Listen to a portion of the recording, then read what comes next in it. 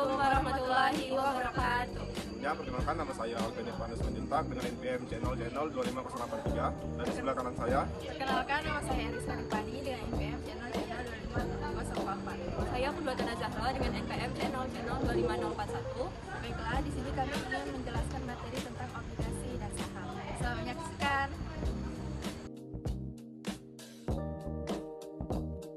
Nah, yang pertama itu ada obligasi berbunga. Jadi, obligasi berbunga yaitu obligasi yang memberikan bunga secara periode kepada penggunanya. Nah, ada juga obligasi tak berbunga, yaitu tidak memberikan bunga sama sekali, tetapi hanya pembayaran atau pelunasan sebesar nilai nominal pada saat jatuh tempo. Setiap obligasi berbunga sebagai surat utang jangka panjang memuat yang pertama itu nilai nominal, yang kedua tanggal jatuh tempo, yang ketiga tingkat bunga obligasi, yang keempat tanggal pembayaran yang menjelaskan apakah bunga obligasi dibayar setahun sekali atau 2 tahun sekali. Nah, kita bisa menggunakan notasi berikut untuk persamaan obligasi. Yang pertama itu ada F, yaitu sebagai nilai nominal atau nilai dari obligasi. Yang kedua ada C kecil, itu sebagai tingkat kupon. Yang ketiga ada C besar, yaitu sebagai pembayaran bunga per periode. Dan selanjutnya ada I, yaitu Y per periode. Selanjutnya ada N, yaitu jumlah periode. Dan terakhir ada P sebagai harga wajar obligasi. Selanjutnya yaitu penentuan harga wajar. Jadi jika diberikan variabel F, C kecil, I, dan N, maka kita bisa melakukan persamaan seperti P sama dengan 1 dikurang 1 plus I pangkat minus N dikali C per I. Nah, ditambah F per 1 plus I pangkat N. Sebagai contoh, saya mengambil contoh pada buku, yaitu pada contoh 10.1 yang dimana F-nya sudah diketahui sebesar 1 juta dan bunganya 12% setelah jatuh tempo selama 10 tahun. Yang ditanya yaitu tentukan harga wajar obligasi jika investor mengharapkan yield sebesar 14% dan 10%. Maka kita menjawab yang A terlebih dahulu, yang dimana I-nya sebesar 14%. 14% dibagi 12 sama dengan 7%. Nah, 7% ini sama dengan 0,07. Kita menentukan pembayaran bunga per periode terlebih dahulu, yang dimana 6% dikalikan 100 juta sama dengan 6 juta. Nah, selanjutnya kita masukkan rumus penentuan harga wajar, yaitu I sama dengan 1 kurang 1 plus I pangkat minus N kalikan C per I plus F per 1 plus I pangkat N. Selanjutnya masukkan nilainya, yaitu 1 kurang 1 plus 0,07 pangkat minus 20 dikalikan dengan 6 juta per 0,07 plus 100 juta per 1 plus 0,07 pangkat 20, maka mendapatkan hasil yaitu sebesar 63.564.85,47 plus 25.841.900,28. Maka dari hasil pertambahan ini kita menghasilkan nilai sebesar 89.405.985,75. Selanjutnya kita menjawab yang bagian B, yang dimana I-nya 10% dibagi 2 sama dengan 5% sama dengan 0,05. Nah, masukkan ke dalam rumus penentuan harga wajar. Maka P sama dengan 1 kurang 1 plus 0,05 pangkat minus 20 dikalikan dengan 6 juta per 0,05 plus 100 juta per 1 plus 0,05 di pangkat 20 akan mendapatkan hasil sebesar 74.273.262,05 plus 37.688.948,29. Dari pertambahan tersebut mendapatkan hasil sebesar 112.462.210,34. Nah, selanjutnya yaitu ada obligasi tak berbunga. Ada satu macam obligasi yang tidak membayar bunga, yaitu zero coupon bond. Untuk menarik investor, obligasi jenis ini harus dijual dengan diskon sangat besar, sehingga sering juga disebut sebagai deep discount bond. Untuk menghitung obligasi tak berbunga, kita bisa menggunakan persamaan dari P sama dengan F per 1 plus I pangkat N. Sebagai contoh, saya mengambil contoh pada 10.2 yaitu yang dimana F-nya sudah diketahui sebesar 1 juta dan sudah jatuh tempo selama 10 tahun. Intinya, tentukan harga wajar obligasi jika investor mengharapkan yield sama dengan 14%. Nah, masukkan rumus obligasi tak berbunga yaitu V sama dengan F per 1 plus I pangkat minus N sama dengan 100 juta per 1 plus 0,07 pangkat minus 20, maka menghasilkan nilai senilai sebesar 25.841.900,29. Selanjutnya ada obligasi dapat ditebus. Umumnya, obligasi akan dilunasi pada saat jatuh tempo. Namun, beberapa obligasi dapat ditebus emiten sebelum jatuh tempo. Obligasi yang dapat ditebus sebelum jatuh tempo ini disebut callable bonds. Nah, callable bonds ini dapat menimbulkan masalah dalam perhitungan harga wajar karena jangka waktu obligasi hingga dilunasi menjadi tidak pasti. Selanjutnya itu adalah ada amortisasi premium dan diskon obligasi. Untuk setiap obligasi yang diperdagangkan, harga wajarnya ditentukan oleh yield yang diharapkan investor. Jika yield itu sama dengan bunga obligasi yang dibayarkan, harga wajar obligasi sebesar nilai nominal atau pari obligasi itu. Jadi, sebuah obligasi dapat diperdagangkan pada nilai pari dengan premium atau dengan diskon. Walaupun demikian, pada saat jatuh tempo, semua obligasi akan dilunasi pada nilai parinya. Nah, untuk contoh, saya mengambil contoh pada 10.5 yang dimana F-nya yaitu sebesar 500 juta dan sudah jatuh tempo selama 10 tahun dengan kupon 15% jika investor mengharapkan yield 10%.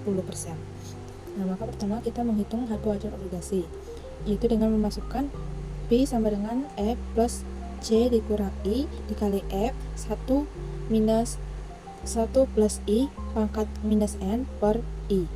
Maka masukkan nilai yang tadi, yaitu sebesar sama dengan 500 juta plus 0,15 dikurang 0,1 dikali dengan 500 juta dikali dengan 1 kurang 1 plus 0,1 pangkat minus 10 per 0,1, maka menghasilkan 500 juta plus 25 juta dikali 6,114456710,6, maka akan menghasilkan 500 juta plus 153 juta 614.177,6. Maka hasil dari pertemuan tersebut menghasilkan nilai sebesar 653.614.177,6. Nah, selanjutnya itu ada harga obligasi di antara dua tanggal pembayaran bunga. Jadi, permasalahan untuk menghitung harga wajar obligasi di antara dua tanggal pembayaran bunga adalah besarnya bunga yang terkandung atau di bawah dalam obligasi yang diserah terimakan dan berubahnya nilai buku obligasi dari tanggal pembayaran bunga terakhir.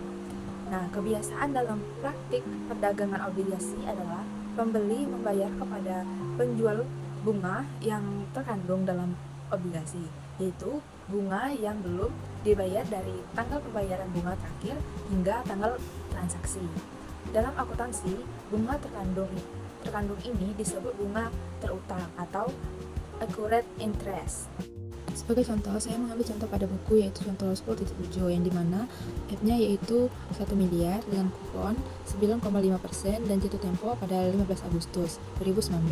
Nah, tanggal pembayarannya yaitu 15 Februari dan 15 Agustus. Jumlah hari antara tanggal 15 Agustus 2019 dan 15 Februari 2020 adalah 184 hari. Jumlah hari dari tanggal 15 Agustus 2019 hingga 1 September 2019 adalah 17 hari. Jadi, bunga terutang adalah F kecilnya sama dengan 17 per 184. F besarnya yaitu 1 miliar dan C-nya yaitu 4,75%. Nah, sama dengan 0,0475. Dan PQ-nya adalah 1 miliar 32.500.000. Maka kita masukkan rumusnya yaitu FI sama dengan F kali C sama dengan F kali C kali F.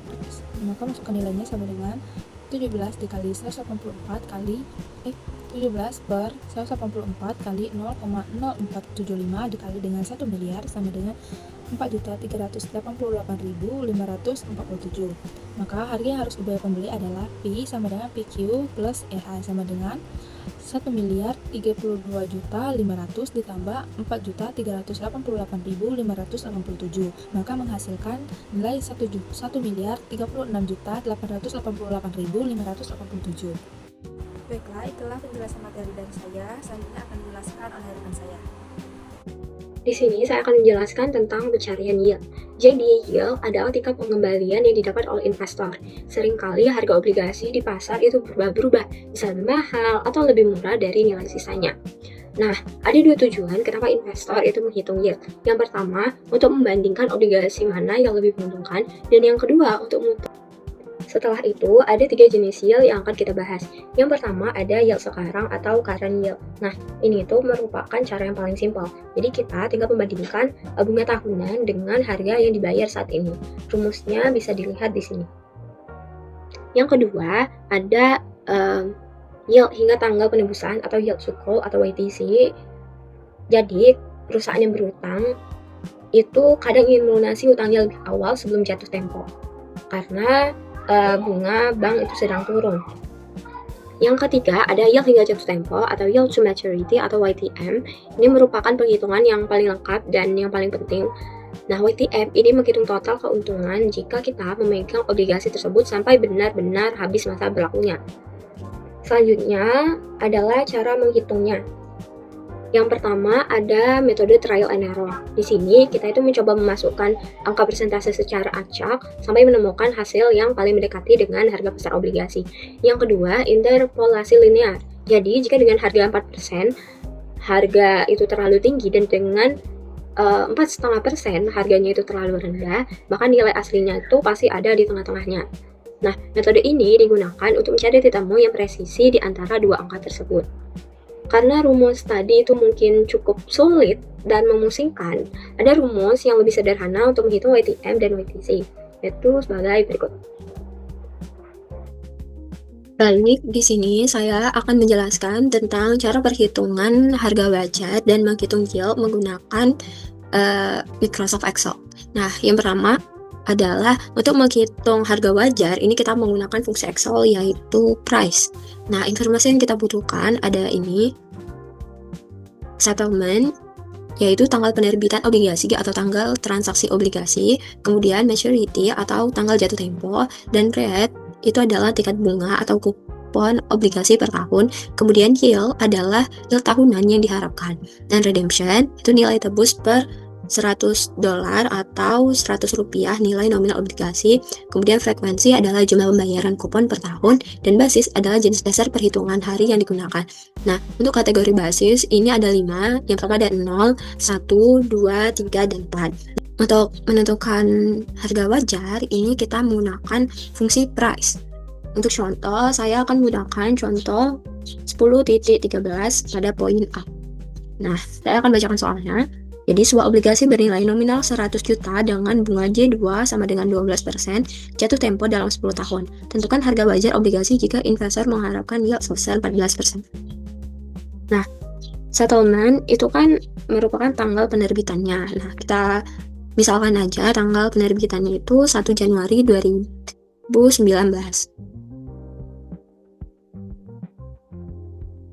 Kemudian, karena 10 tahun lagi berarti maturity-nya 1 Januari 2029 dengan rate 12% dan yield tadi sebesar 14%. Redemption-nya karena tidak ada keterangan, jadi kita misalkan aja 100 dengan frekuensinya 2 dan basisnya 1. Langsung saja ya kita masukkan fungsi price. Yang pertama ada settlement, maturity, rate, yield, redemption, frekuensi, dan basis. Nah, jadi price-nya adalah 89.405.9857. Ini price-nya. Kemudian saya akan menjelaskan tentang cara perhitungan yield menggunakan Excel. Ini sama mirip kayak yang tadi, cuman bedanya kalau di harga wajar tadi kan kita menggunakan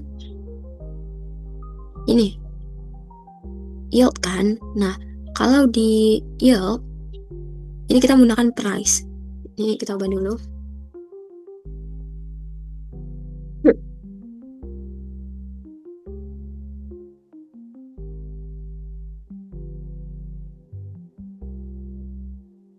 Di sini saya akan menggunakan contoh 10.17.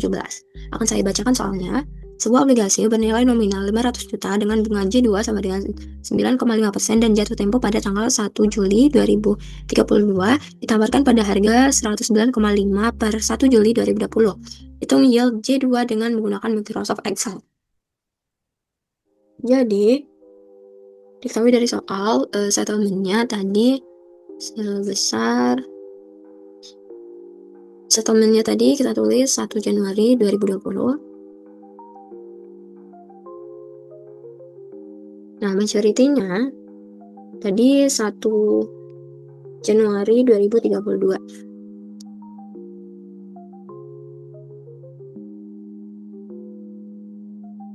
Nah, rate-nya itu sebesar 9,5% dan price-nya 109,5. Redemption-nya itu 100. Frekuensi 2 kali dan basisnya 1. Nah, langsung saja kita masukin rumus yield. Ini kita masukin settlement, maturity, rate, kemudian price, redemption, frekuensi, dan basis. Nah, jadi ini deh. Ini karena number kita ubah ke persentase 8,24%. Kemudian ada saham yang tidak membagikan dividen. Nah, saham ini itu sering disebut dengan growth stock. Artinya perusahaan tidak membagikan keuntungannya kepada investor, namun digunakan lagi untuk ekspansi bisnis, pengembangan produk, atau memperkuat perusahaan. Nah, keuntungan investor dari saham ini itu bukan dividen, namun capital gain alias kenaikan harga saham. Nah, persamaan untuk menghitung saham yang tidak membagikan dividen itu sama dengan menilai obligasi tak berbunga. Namun bedanya untuk obligasi itu kita menggunakan yield atau imbal hasil, sedangkan untuk saham itu kita menggunakan tingkat diskonto. Nah, persamaannya yaitu ada di sini. Saham dengan dividen tidak berkala merupakan saham yang membayar dividen tidak tetap, baik dari segi jumlah maupun waktu pembayarannya. Perusahaan yang memiliki jenis saham ini biasanya berada dalam kondisi yang belum stabil atau masih dalam tahap pertumbuhan yang fluktuatif. Perusahaan mungkin membayar dividen besar di 1 tahun, lalu tidak membayar sama sekali di tahun berikutnya. Hal ini bisa terjadi karena pendapatan perusahaan yang tidak stabil. Perusahaan lebih fokus pada ekspansi daripada membagi labanya tersebut. Kondisi ekonomi yang berubah-ubah karena tidak kepastian investor ini biasanya menggunakan pendekatan estimasi arus kas masa depan yang tidak tetap. Artinya, setiap dividen diprediksikan secara terpisah lalu didiskontokan ke nilai saat ini. Cocok untuk investor yang siap untuk menghadapi risiko tinggi dan mencari potensi keuangan besar. Yang kedua yaitu ada saham dengan dividen konstan. Saham dengan dividen konstan juga merupakan salah satu saham yang bayar dividen dengan jumlah yang sama pada setiap periodenya, misalnya setiap tahun. Tidak ada pertumbuhan dividen dari waktu ke waktu. Contohnya itu seperti jika perusahaan selalu membayar dividen 1.000 per tahun, maka jumlah tersebut tidak berubah. Karakteristiknya juga stabil dan mudah diprediksi. Umumnya dimiliki oleh perusahaan yang sudah matang, namun resiko relatif lebih rendah. Dan penilaian saham ini juga biasanya menggunakan rumus sederhana, yaitu nilai saham sama dengan dividen ataupun tingkat diskontonya. Karena tidak ada pertumbuhan, maka perhitungannya cukup langsung. Saham dengan pertumbuhan konstan. Pada jenis ini, dividen tumbuh dengan tingkat yang konstan setiap tahunnya. Misalnya, dividen naik sebesar 5% setiap tahunnya.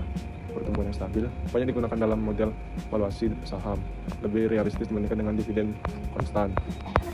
Rumus yang digunakan pada metode ini yaitu R tingkat diskonto dan G merupakan tingkat pertumbuhan dividen. Syarat pentingnya itu seperti R harus lebih besar daripada G. Kalau tidak, maka hasilnya tidak akan masuk akal. Metode ini juga cocok untuk investor yang mencari keseimbangan antara stabilitas maupun pertumbuhan dengan pertumbuhan yang tidak normal. Saham ini juga memiliki pola pertumbuhan dividen tidak tetap di awal, tapi kemudian menjadi stabil. Biasanya terjadi pada perusahaan yang sedang berkembang pesat di awal, lalu masuk fase stabil setelah beberapa tahun.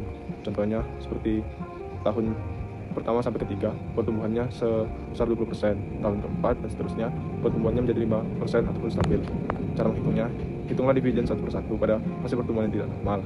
Diskontokan semua dividen tersebut ke nilai sekarang, dan hitunglah nilai terminal maupun nilai saham saat mulai stabil. Diskontokan nilai terminal ke saat ini, jumlahkan semua nilainya. Ini merupakan metode yang paling kompleks, tetapi paling realistis dalam dunia nyata. Berikutnya ada tingkat diskonto. Tingkat diskonto juga merupakan tingkat pengembalian yang diharapkan oleh investor. Ini digunakan juga untuk menghitung nilai sekarang dari arus kas masa depan maupun dividen. Konsepnya yaitu uang hari ini lebih berharga daripada uang di masa depan. Tingkat diskonto dipengaruhi oleh risiko investasi, tingkat suku bunga pasar, inflasi, kondisi perusahaan, semakin